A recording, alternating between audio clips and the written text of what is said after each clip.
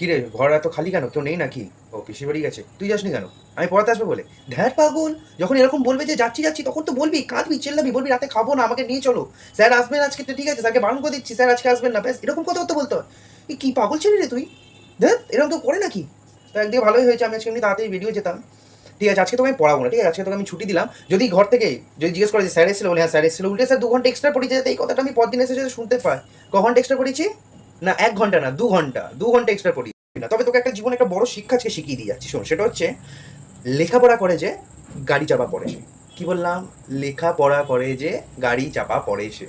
সবসময় অত পড়া পড়া নিয়ে কিছু হয় না। কার্টুন দেখিস, ডোরেমন, সিনচ্যান, হ্যান ত্যান দেখিস না? না, দেখ পাগলা, কি দেখিস তাহলে? আচ্ছা, বই পড়িস?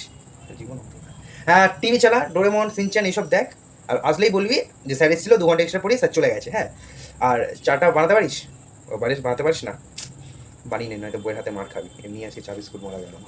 কিছু না। আমি